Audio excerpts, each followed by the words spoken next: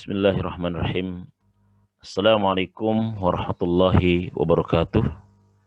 Alhamdulillahilladzi anzala sakinata fi qulubil mu'minin liyazdadu imanan ma'a imanihim.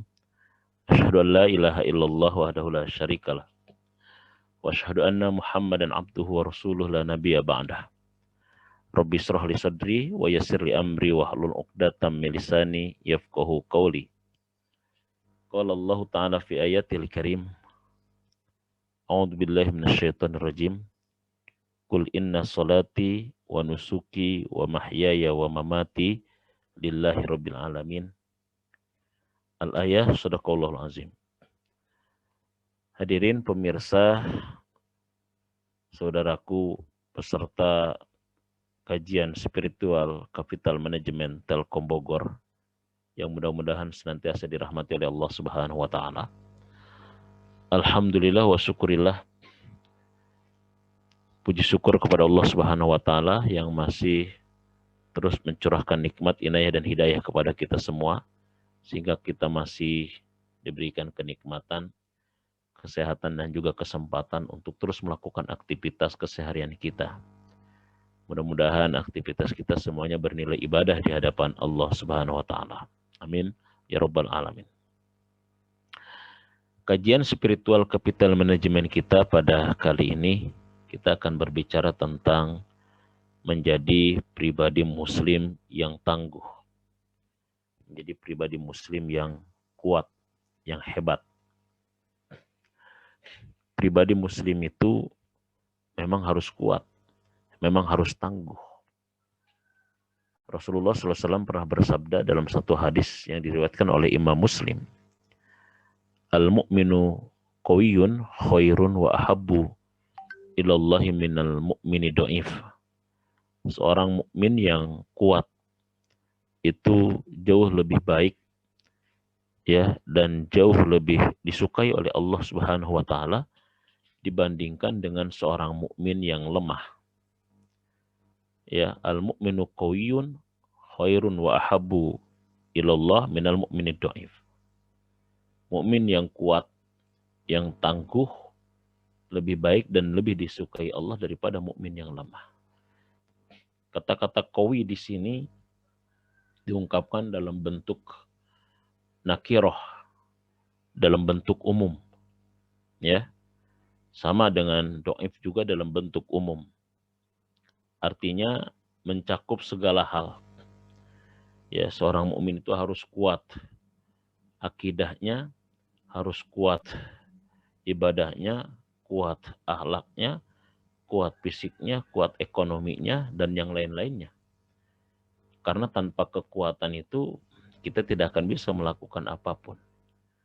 Tanpa kekuatan, kita tidak akan bisa maksimal dan optimal di dalam melakukan sebuah aktivitas keseharian kita. Baik pengabdian kita kepada Allah dalam ibadah mahdoh, maupun pengabdian kita kepada masyarakat dalam sisi muamalahnya. Nah, ini penting. Makanya di dalam Islam, agar kekuatan ketangguhan itu juga muncul, Islam itu memerintahkan kepada kita untuk senantiasa pertama mengkonsumsi makanan yang halal dan yang thayyib. Ya ayyuhalladzina amanu kulu minat thayyibati ma razaqnakum. Ya ayyuhan nas kulu mimma fil ardi halalan thayyiban. Ya, jadi asupan-asupan fisiknya ya itu harus syarat gizi, syarat nutrisi. Halalan thayyiban. Bukan hanya halal tapi harus thayyib. Harus yang bergizi. Harus yang sesuai dengan kebutuhan-kebutuhan tubuh kita. Makanya Islam bicara tentang itu. Yang kedua, Islam pun memerintahkan kita untuk senantiasa berolahraga. Ya, bahkan Nabi menganjurkan kepada kita adibu auladakum. Didik anak-anak kalian birrimayah, memanah, wasibahah, berenang, ya, dan juga berkuda gitu. Jadi supaya fisik itu betul-betul kuat. Supaya fisik itu betul-betul terasupi dengan nutrisi dan terlatih. Ya, memanah menunjukkan tentang ya kefokusan gitu, konsentrasi. Ya, tentang ketangkasan, ya, berenang tentang kekuatan dan lain sebagainya. Jadi Islam sangat menganjurkan itu. sangat menekankan itu. Bahkan kesehatan dan kekuatan diri kita amat sangat penting untuk mendukung terhadap aktivitas ibadah kita kepada Allah Subhanahu wa taala. Nah, dalam kesempatan ini saya ingin mengkaji dan menyampaikan tentang bagaimana sebetulnya karakteristik seorang muslim yang tangguh itu. Karakter seorang muslim yang kuat, yang kokoh itu. Ya, ada 10 karakter muslim, pribadi muslim tangguh, pribadi muslim yang kokoh, yang luar biasa, yang dicintai oleh Allah. Yang pertama adalah salimul akidah. Ya, mungkin saya akan menyebutkan tentang beberapa hal saja. Yang pertama adalah salimul akidah. Ya, salimul akidah itu artinya akidahnya bersih, selamat. Ya, akidahnya tidak bercampur. Akidah yang tidak bercampur dengan kezaliman, dengan kesirikan, alias keimanan yang murni adalah merupakan karakter muslim yang tangguh. Karakter muslim yang kokoh, yang kuat, yang dahsyat. Ya, inna solati wa nusuki wa mahyaya wa mamati lillahi rabbil alamin. Ini selalu kita ikrarkan di dalam solat kita. Sesungguhnya solatku, ibadahku, hidup dan matiku hanya untuk Allah.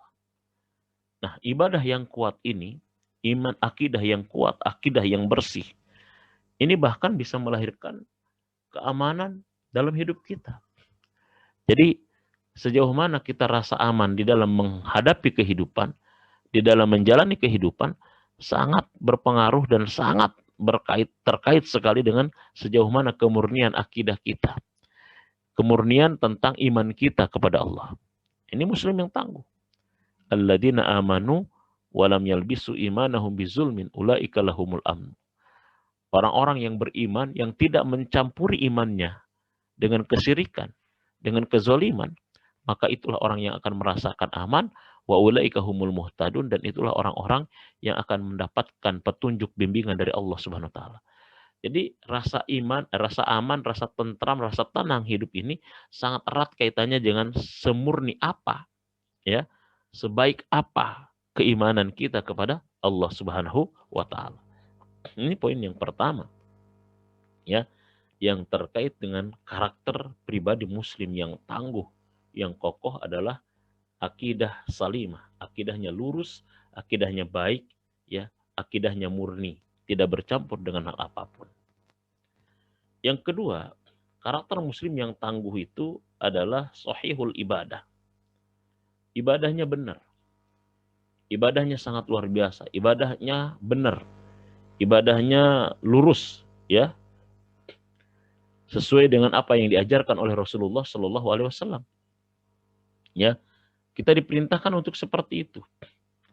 Nah, ibadah ini adalah merupakan tugas manusia. Ya, tugas manusia dan bagaimana cara kita berhubungan dengan Tuhan kita. Makanya dalam Islam itu banyak sekali ibadah. Ya, ada ibadah sholat yang wajibnya 5 kali sehari semalam. Dan sholat sebagai bentuk bagaimana komunikasi kita dengan Allah. Bagaimana kita berinteraksi dengan Allah.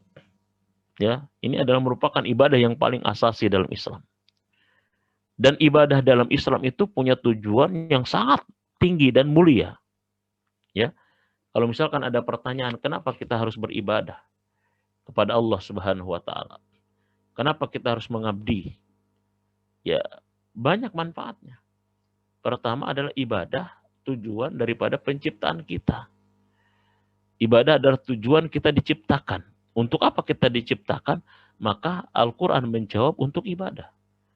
Wa ma khalaqtul jinna wal insa illa liya'budun. Tidaklah kuciptakan jin dan manusia melainkan mereka untuk beribadah kepada Allah Subhanahu wa taala. Apa itu ibadah? Ibadah kata Ibnu Taimiyah adalah ismun jami'un lima yuhibbuhu Allah wa yardahu minal aqwal wal a'mal az-zahri wal batin.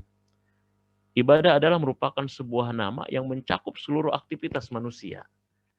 Baik ucapan maupun perbuatan, yang zahir, yang nampak maupun yang tersembunyi, yang dicintai oleh Allah dan ridhai Allah. Maka dari sini lahirnya ibadah terbagi kepada dua. Ada ibadah yang mahdoh khusus, ya, ada ibadah yang guer mahdoh, ibadah yang umum, yang mencakup seluruh aktivitas kita.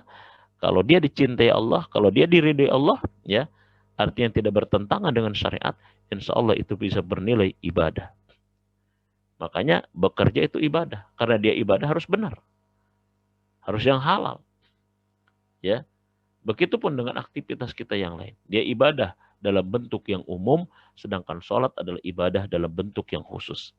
Makanya Islam bukan hanya agama yang mengajarkan kepada kita masalah ritual saja, tapi Islam pun sangat menekankan bagaimana kita untuk senantiasa aktif dan bermanfaat secara sosial.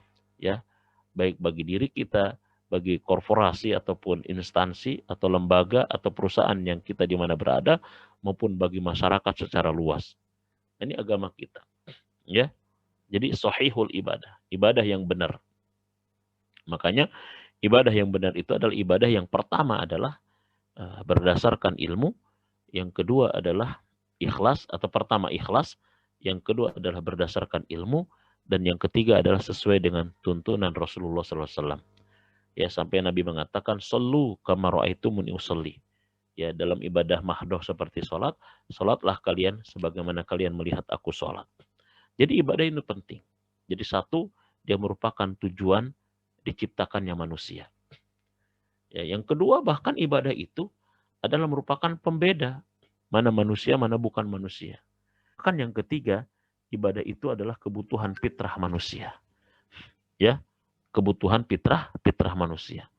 Makanya karena dia adalah kebutuhan fitrah. Kalau ada manusia yang tidak beribadah, maka dia akan mengalami kegalauan, kerisauan, kekacauan di dalam hidupnya. Yaitu adalah tujuan daripada ibadah.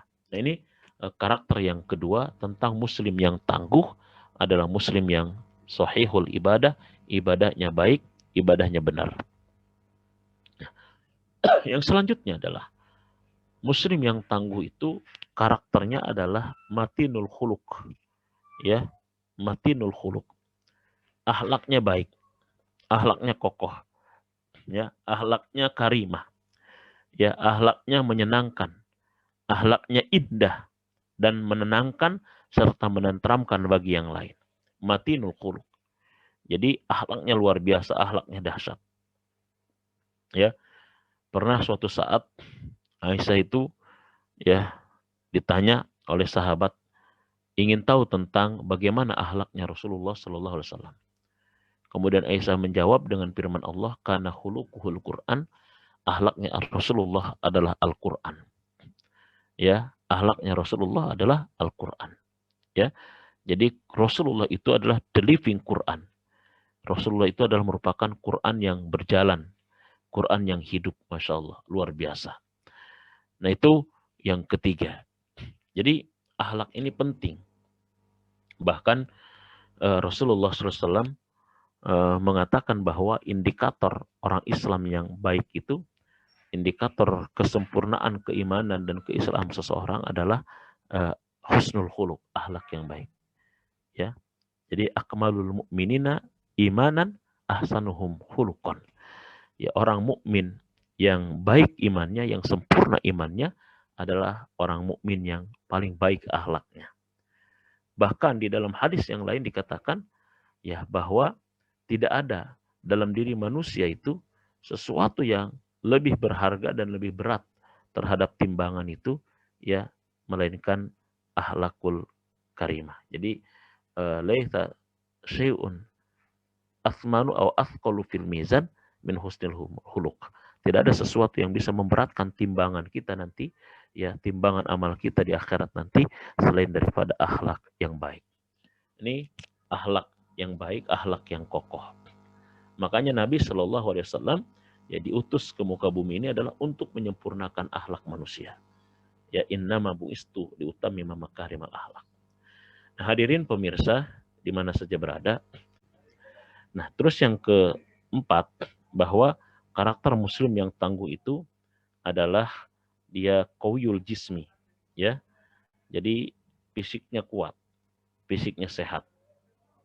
Jadi dalam kondisi kita seperti ini, ya kita harus memiliki fisik yang prima, ya. Jadi seorang muslim itu dia bisa menyempurnakan ibadah, karena ibadah ini kan banyak. Ada ibadah fisik ya, seperti sholat, seperti puasa, apalagi haji ya. Ada ibadah hati seperti syukur, sabar, ikhlas, ya. Ada ibadah lisan misalkan zikir, ya.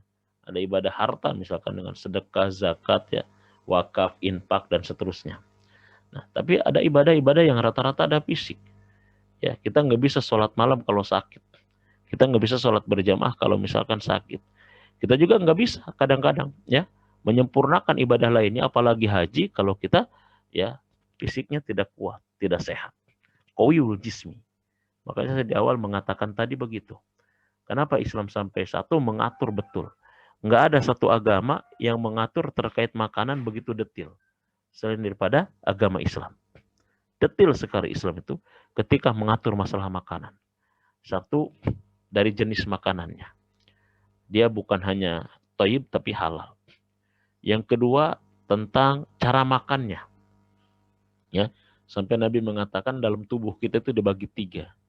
Sepertiganya adalah untuk makanan, sepertiganya adalah untuk air, dan sepertiganya adalah untuk bernapas. Kita kadang-kadang ya mungkin 2/3 untuk makanan. Pas minum segelas udah langsung udah nggak kuat gitu loh. Padahal sepertiga makanan, sepertiga air, sepertiga bernapas. Makanya tidak sedikit orang habis makan kadang-kadang susah napas. Jadi jatah ya ruang untuk bernapasnya dihabiskan ataupun diisi dengan makanan.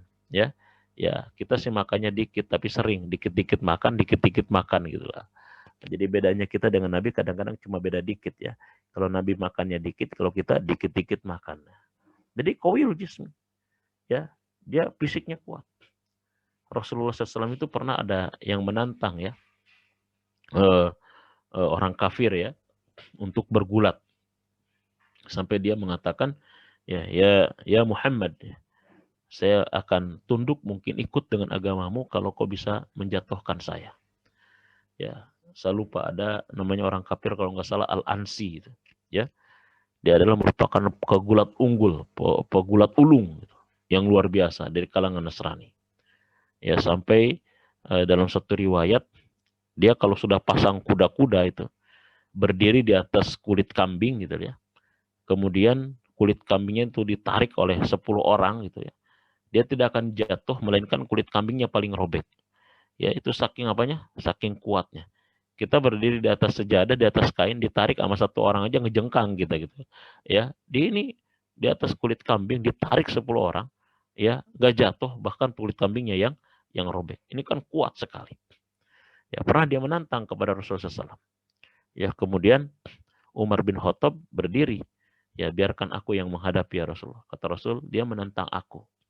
Kemudian dia menantang Rasulullah, bergulat dengan Rasulullah. Ya, Rasulullah berdiri, ya, jangankan Rasulullah jatuh, ya, bergerak pun kuda-kuda Rasulullah tidak bergerak. Jadi kuat. Ya bayangkan saja, kapan Rasulullah latihan kuda-kudanya sampai sekuat itu? Ya setiap malam Rasulullah itu. Bahkan Rasulullah pernah sholat satu malam 2 rakaat itu dari awal malam, dari jam, mungkin kalau dipakai jam sekarang mungkin.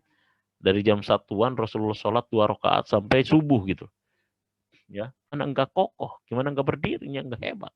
Maka ketika ada orang yang menantang Rasul, Rasul berdiri, jangankan jatuh, goyang pun tidak. Orang itu kemudian jatuh. Makanya Rasul katakan dalam hadis Muslim apa? Al-mu'minu qawiyun khairun wa ahabbu ilallah minal mu'minin do'im. Seorang mukmin yang kuat, ya, lebih disukai Allah, lebih dicintai Allah, dan lebih baik dibandingkan mukmin yang lemah. Ini. Nah, terakhir yang kelima, bahwa karakter mukmin dan muslim yang tangguh itu adalah muthaqaful fikri, ya. Dia punya pemikiran yang luas, punya pemikiran yang luas, yang jauh ke depan, ya. Namanya muthaqaful fikri, intelek dalam berpikir, ya. Ayat Quran banyak sekali ya yang menyinggung tentang ini. Afala tatafakkarun, afala ta'qilun, ya. Afala tadabbarun, ya, afala tafqahun dan sebagainya. Kenapa kalian tidak berpikir? Kenapa kalian tidak menggunakan akal? Bahkan agama ini, ya, Allah turunkan adalah untuk orang-orang berakal.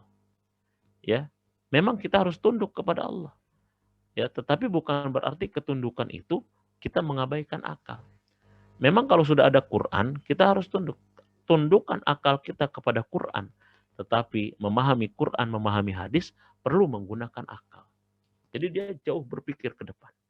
Ya, umat Islam itu berpikirnya harus jauh ke depan. Visioner. Makanya umat Islam itu visioner.